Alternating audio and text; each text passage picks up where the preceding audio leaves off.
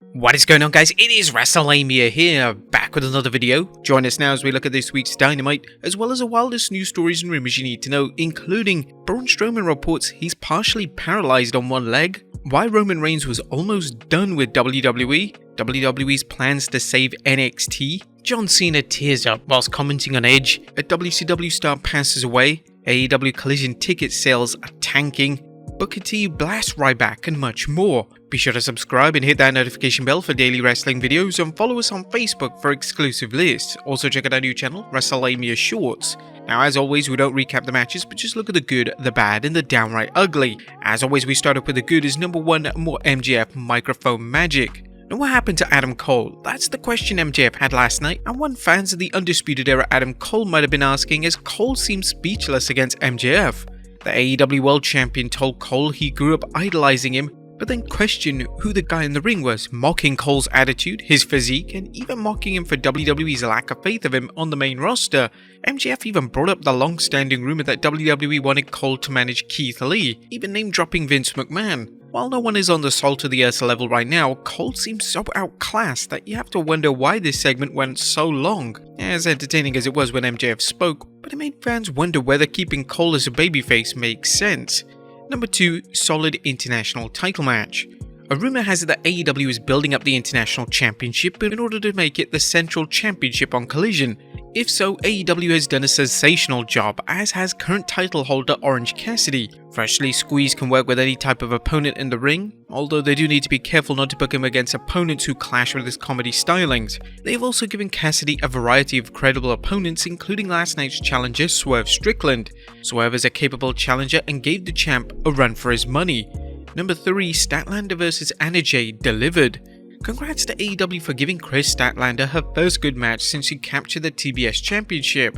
Anna Jay isn't main event caliber talent, but she's come a long way, and we like seeing Statlander wrestle a fresh opponent as opposed to her last match with Nyla Rose, as how many times do we have to see that one?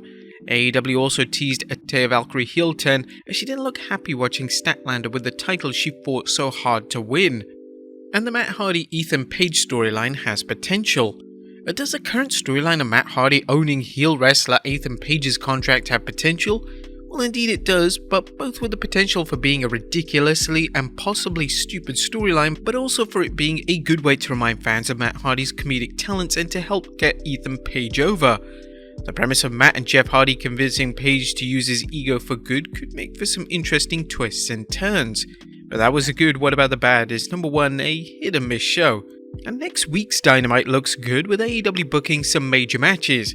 This makes sense, as AEW likely wants to get fans pumped for next week's debut of Collision. However, why didn't AEW book last night's show better? Sure, there were some good matches, as you'd expect, but the show seemed flat and didn't have the usual mayhem and excitement fans expect on Wednesday nights. And number 2, enough with the Tony Khan appearances. Does Tony Khan need to show up every time there's a big announcement? While AEW deserves credit for most of its big announcements actually being big, there are many ways to make an announcement without the AEW president showing up.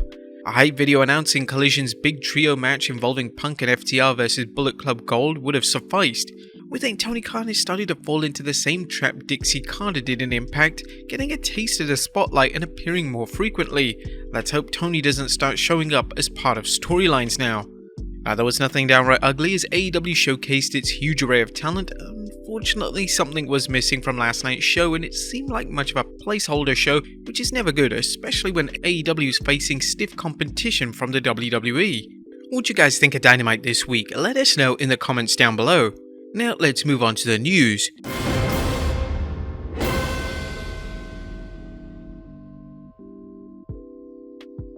Our first story looks at Braun Strowman reports he's partially paralyzed in one leg. Atop of today's news is an update on Braun Strowman's medical condition. Strowman is recovering from neck fusion surgery, but that's not his only issue.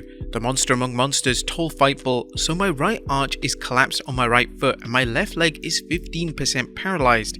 So I switched to these new shoes. It's a UK brand called Viva Barefoot and it's actually helped me strengthen my feet." It's believed Strowman is going to be out for some time as he recovers from surgery, and hopefully he'll be 100% soon. Next up, why Roman Reigns was almost done with WWE. Roman Reigns is at the top of the wrestling world, but 3 years ago was a much different story, as Paul Heyman recently revealed that Reigns was at his wit's end when it came to WWE, primarily the way he was booked. The Tribal Council recently spoke with Rick Rubin on Rubin's Tetragrammaton podcast, revealing how the combination of the pandemic and a questionable future troubled Roman Reigns. He's not exposing himself to this pandemic that we don't have a grasp on how severe it can be quite just yet, and at the same time, he's had enough of the creative. These things are running concurrently. The feud rivalry story with Baron Corbin over dog food and the infamous Suffer and Succotash promo had weighed on him enough to where he said, "I've had enough, I've reached the cap, I can't go further." Roman took a leave of absence after the pandemic struck, explaining that he didn't want to risk his health or his family's health, especially in light of his compromised immune system. According to Heyman, Roman felt, "As the big dog, I've peaked. As an athlete, I haven't peaked as a performer. I barely scratched the surface. I have so much more to offer, and since I'm taking time off, I'm not coming back as the same person." As Heyman explains it, Vince McMahon realized the problem and took drastic action, telling Paul that he was putting him with a new client. Heyman had no idea who it would be.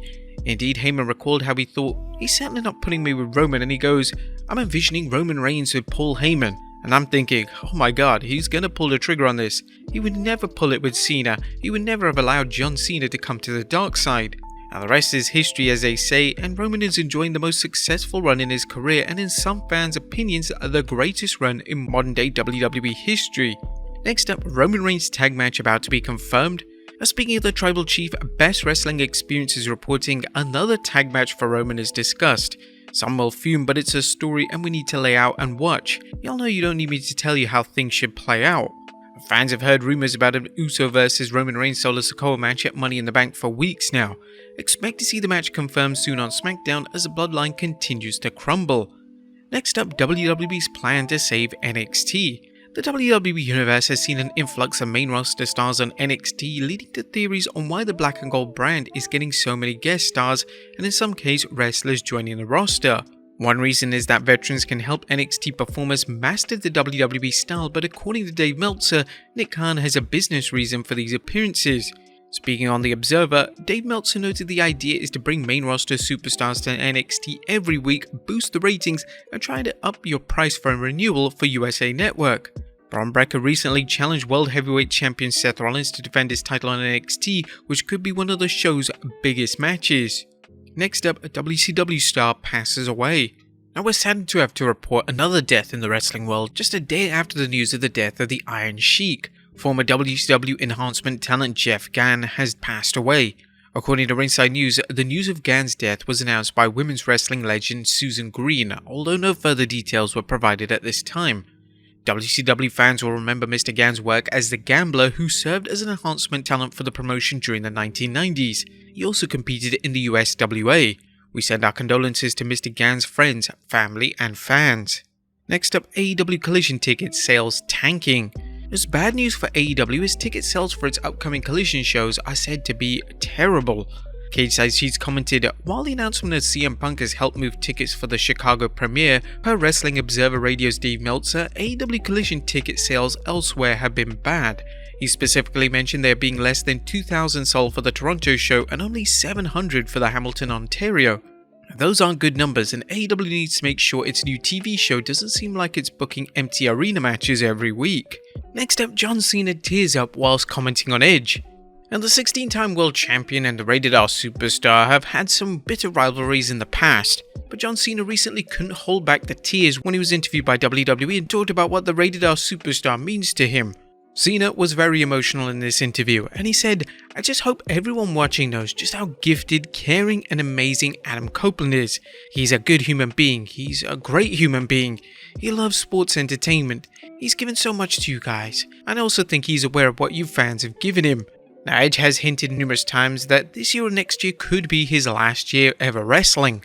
Edge has noted that he would want to hang up his boots in Toronto, Canada, making a very fitting end to an illustrious wrestling career. And finally, Booker T blasts Ryback. Last but not least, it looks like fans won't be seeing Ryback appear on Booker T's show.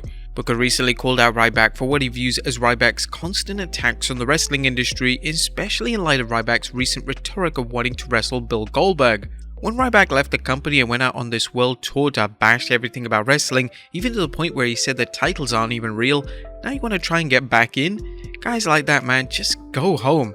You blew the bridge up, so it's like coming back to this business, it seems like you should be wanting to move on in life. And here's an excerpt from 2 fiery tweets from Ryback. Hey Booker T, you're better than that. At least I thought you were. It's beyond obvious where you get your paycheck, and if you want to be an actual man, then pick up your phone or talk publicly with me.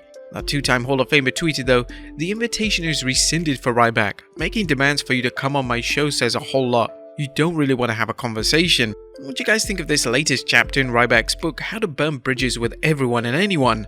Let us know in the comments down below, and I'll see you next time with some more wrestling content.